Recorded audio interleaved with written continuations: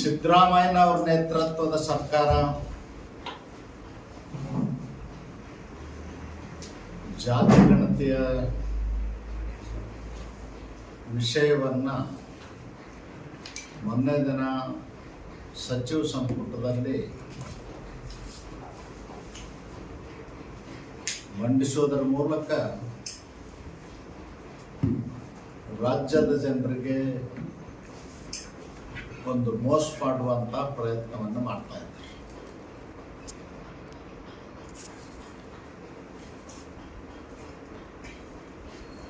ವರದಿ ಪ್ರಾಮಾಣಿಕವಾಗಿ ನ್ಯಾಯಸಮ್ಮತವಾಗಿ ಸಾಮಾಜಿಕ ನ್ಯಾಯದ ಹಿನ್ನೆಲೆಯೊಳಗೆ ಮಂಡಿಸಿದ್ರೆ ಅದಕ್ಕೆ ನಾಡಿನ ಜನತೆ ಗೌರವ ಕೊಡ್ತಿದ್ರು. ಆದರೆ ವರದಿಯನ್ನ ತಯಾರು ಮಾಡಿರ್ತಕ್ಕಂಥದ್ದೇ ರಾಜಕೀಯ ದುರುದ್ದೇಶದಿಂದ ಜನಾಂಗಗಳ ಮಧ್ಯೆ ಕಂದಕ ಸೃಷ್ಟಿ ಮಾಡೋ ದೃಷ್ಟಿಯಿಂದ ವೋಟ್ ಬ್ಯಾಂಕ್ ರಾಜಕಾರಣದ ಕಮಟು ವಾಸನೆ ಅದರಲ್ಲಿ ಬರ್ತಾ ಇದೆ. ವರದಿಯನ್ನ ಸಿದ್ಧಪಡಿಸಿರ್ತಕ್ಕಂಥ ಕಾಂತರಾಜ್ ಅವರು ಪ್ರಾಮಾಣಿಕತೆಯಿಂದ ವರದಿ ಸಿದ್ಧ ಮಾಡಿಸಿದಾರ ಅಂತ ಅನ್ಸೋದಿಲ್ಲ ಅದನ್ನು ನೋಡಿದಾಗ. ಮತ್ತು ಪ್ರಾಮಾಣಿಕವಾಗಿ ಅಧ್ಯಯನವನ್ನ ಕೂಡ ಮಾಡಿಲ್ಲ. ಅವರು ಜಾತಿಗಳನ್ನ ಪ್ರಕಟ ಮಾಡಿದ್ದನ್ನು ನೋಡಿದರೆ ಬಹುಶಃ ನನಗನ್ನಿಸ್ತದ ಅವರೊಂದು ದುರುದ್ದೇಶದಿಂದ ಮತ್ತು ಜಾತಿ ಹೆಸರು ಕೂಡ ಅವ್ರಿಗೆ ಸರಿಯಾಗಿ ಗೊತ್ತಿಲ್ಲ. ಯಾವ ಜನಾಂಗದವ್ರು ಏನು ಮಾಡ್ತಾರಂತ ಗೊತ್ತಿಲ್ಲದನೇ ವರದಿಯನ್ನ ಸಿದ್ಧಪಡಿಸಿರ್ತಕ್ಕಂಥದ್ದು ಇವತ್ತು ಇಡೀ ನಾಡಿನ ಉದ್ದಗಲ ಎಲ್ಲ ಜನಾಂಗದವರ ಆಕ್ರೋಶಕ್ಕೆ ಕಾರಣ ಆಗಿದೆ. ಲಿಂಗಾಯತರಲ್ಲಿ ವೀರಶೈವ ಲಿಂಗಾಯತ ಅಂತಕ್ಕಂಥದ್ದು ರೂಢಿ ಒಳಗಿರ್ತಕ್ಕಂಥದ್ದು ಮೊದಲಿನಿಂದಲೂ ಇದೆ. ನಿನ್ನೆದಲ್ಲ. 1904ರಲ್ಲಿ ಲಿಂಗಾಯತರಲ್ಲಿ ಉಪಜಾತಿಗಳು ಬೇರೆ ಬೇರೆ ಆಗಬಾರ್ದು ಅನ್ನೋ ದೃಷ್ಟಿಯಿಂದ ಅದನ್ನ ವೀರಶೈವ ಲಿಂಗಾಯತ ಅಂತೇಳಿ ಅಂತ ಮಾಡಿದ್ದಾರೆ. ಇವತ್ತು ಅವನು ಉಪಜಾತಿಗಳನ್ನೆಲ್ಲ ಒಡೆದು 2%, 1%, 0.5%, 4% ಈ ರೀತಿ ಮಾಡಿ ಅವರ ಆಕ್ರೋಶಕ್ಕೆ ಕಾರಣ ಕೂಡ ಆಗಿದೆ.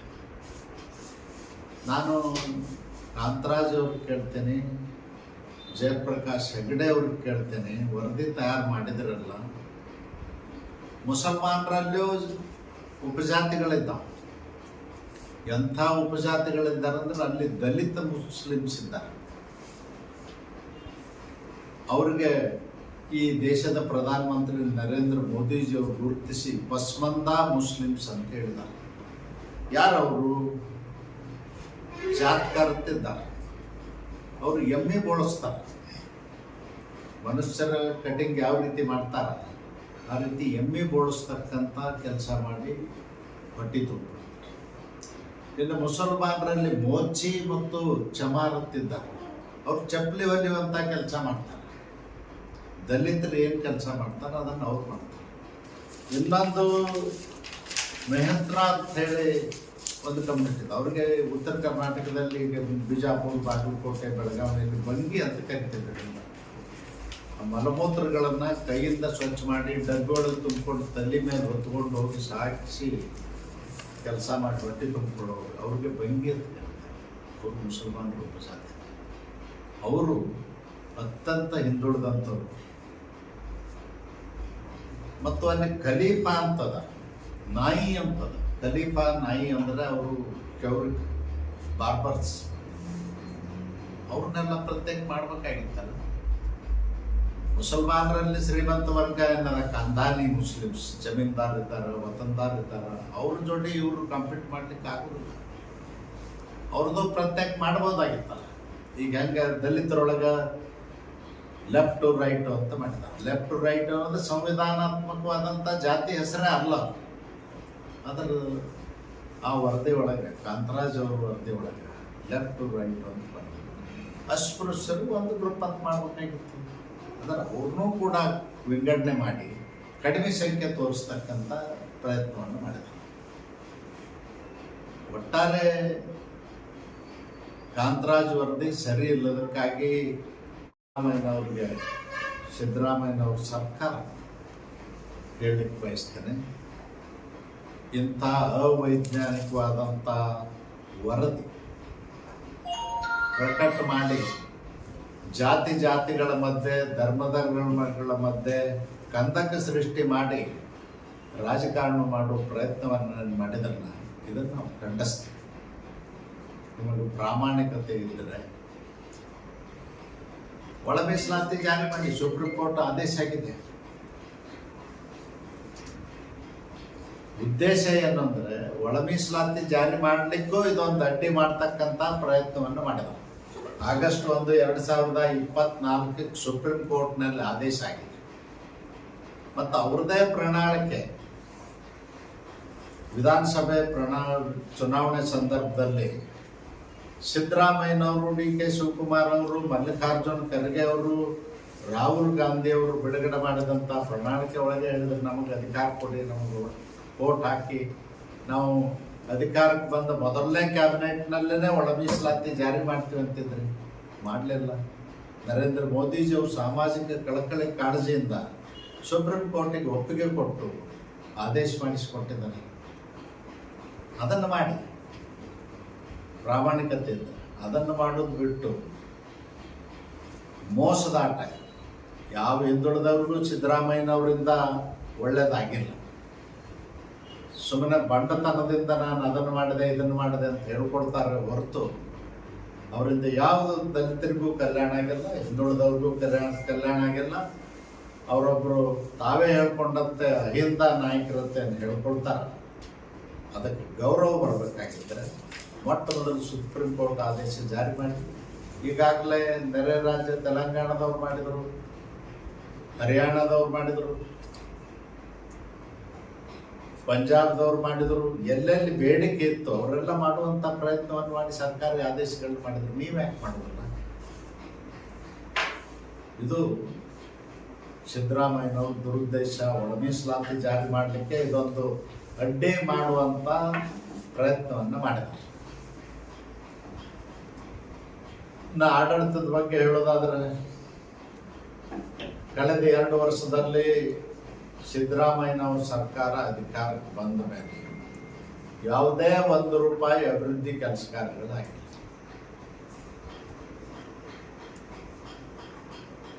ಕಾಂಟ್ರಾಕ್ಟರ್ಸ್ ಬಿಲ್ ಕೊಟ್ಟಿಲ್ಲ ಅಂತ ಸುಮಾರು 10 ಜನ ಕಾಂಟ್ರಾಕ್ಟರ್ಸು ಈಗಾಗಲೇ ಆತ್ಮಹತ್ಯೆ ಮಾಡ್ಕೊಂಡು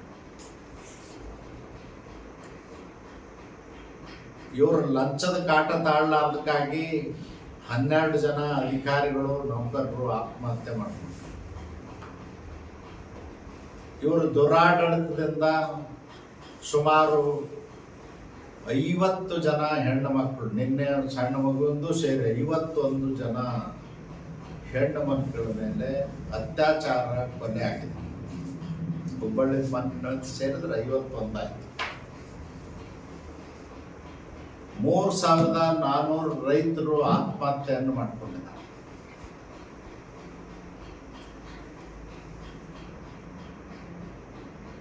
ಮೈಕ್ರೋ ಫೈನಾನ್ಸ್ ಕಿರುಕುಳದಿಂದ 730 ಜನ, ಮತ್ತೀಗ ಹೆಚ್ಚಾಗಿರ್ಬೋದು 3-4, ಸುಮಾರು 734 ಜನ ಕಿರುಕುಳಕ್ಕೆ ತಾಳಲಾರ್ದೆ ಆತ್ಮಹತ್ಯೆ ಮಾಡ್ಕೊಂಡ್ರ. ಹೊಡೆದಾಟಗಳಾಗಿ ಆತ್ಮಹತ್ಯೆ ಆಗಿದಾವೆ, ಕೊಲೆ ಆಗಿದಾವೆ. ಇದು ಸಿದ್ದರಾಮಯ್ಯನವರ. ಮತ್ತು SC/ST ಜನಾಂಗದ 38,500 ಕೋಟಿ ಅನುದಾನವನ್ನು ದುರುಪಯೋಗ ಮಾಡಿಕೊಂಡಿದೆ.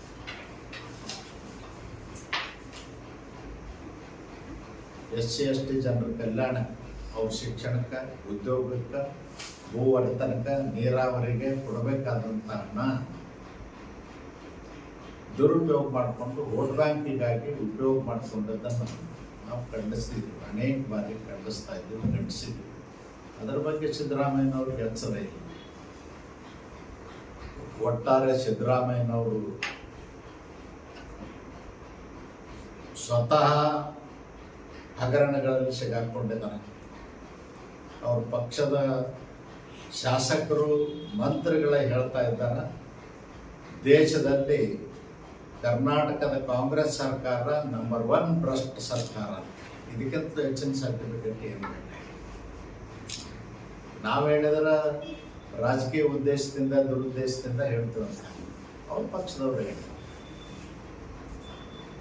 ಅನುದಾನ ಕೊಟ್ಟಿಲ್ಲ, ಅಭಿವೃದ್ಧಿ ಆಗಿಲ್ಲ, ಅದಕ್ಕೆ ವಿಷ ತಗೊಳ್ತೇನೆ ಅಂತೇಳಿ ನಿಮ್ಮ ಜಿಲ್ಲೆಯ ಶಾಸಕರು, ಹಿರಿಯ ಶಾಸಕ ರಾಜು ಕಾಗೇವ್ ಹೇಳಿ, BR ಪಾಟೀಲ್ ರಾಜೀನಾಮೆನೇ ಕೊಟ್ಟಿದ್ರು. ಆಳಂದ್ BR ಪಾಟೀಲ್ ರಾಜೀನಾಮೆನೇ ಕೊಟ್ಟಿದ್ರು.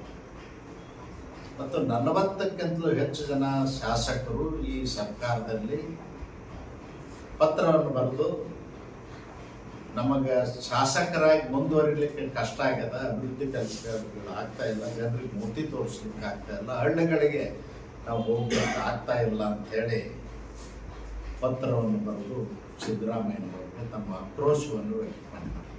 ಒಟ್ಟಾರೆ ಸಿದ್ದರಾಮಯ್ಯನವ್ರ ಸರ್ಕಾರ ಆಡಳಿತ ನಡೆಸ್ತಕ್ಕಂಥ ನೈತಿಕತೆಯನ್ನು ಕಳ್ಕೊಂಡಿದೆ. ವಿಧಾನಸಭೆ ಅಧಿವೇಶನದಲ್ಲೇ ಅವರೊಬ್ಬರು ಹಿರಿಯ ಮಂತ್ರಿ ಹನಿ ಟ್ರ್ಯಾಪ್ ಆಗಿದೆ ಅಂತ ಒಬ್ಬರು ಹೇಳಿದಾರೆ, ಇನ್ನೊಬ್ಬರು 48 ಜನರು CD ಮಾಡಿದ್ದಾರೆ ಅಂತ ಹೇಳಿ. 400 ಜನರಿಗಿಂತಲೂ ಹೆಚ್ಚು ಅಧಿಕಾರಿಗಳದು ಮತ್ತು ಶಾಸಕರದು, ಮಂತ್ರಿಗಳದು CD-ಗಳದಾವ ಅಂತ ಹೇಳಿದರು ಅವರು, ಇನ್ನೊಬ್ಬ ಮಂತ್ರಿ. ಈ ರೀತಿ ಆಡಳಿತ ಮಾಡ್ತಕ್ಕಂಥದ್ದು ನಾಚಿಕೆ ಕೆಡಿಸಂತೇಳಿ ಅವ್ರಿಗೊಂದೊಳ್ಳೆ ನೈತಿಕತೆ ಇದ್ದರೆ ರಾಜೀನಾಮೆ ಕೊಟ್ಟು ತನಿಖೆಗೆ ಆದೇಶ ಮಾಡಬೇಕು. ಅದಕ್ಕೆ ಈಗಾದರೂ ಒತ್ತಾಯ ಮಾಡ್ತೀವಿ, ತನಿಖೆಗೆ ಆದೇಶ ಮಾಡಬೇಕು. ತಮ್ಮೆಲ್ಲರ ಪರವಾಗಿ ಸ್ವಾಗತ ಅಂತ ನಮ್ಮ ದುಂಡಪ್ಪನ ಬೆಳವಡಿ ಅವರು ಕೂಡ ತಮ್ಮೆಲ್ಲರ ಪರವಾಗಿ ಸ್ವಾಗತವನ್ನು, ನಮ್ಮ ಜಿಲ್ಲೆಯ ಯುವ ಮೋರ್ಚಾ ಸ್ವಾಗತವನ್ನು, ನಮ್ಮ ರಾಯಭಾಗದ ಮಾಜಿ ಮಂಡಲ ಅಧ್ಯಕ್ಷರಾದಂತಹ ತಮ್ಮೆಲ್ಲರ ಪರವಾಗಿ ಸ್ವಾಗತವನ್ನು ಕೊಡ್ತೇನೆ. ನ್ಯಾಯವಾದಿಗಳಂತ ಅವರು ಕೂಡ ತಮ್ಮೆಲ್ಲರ ಕೊಡ್ತೇನೆ.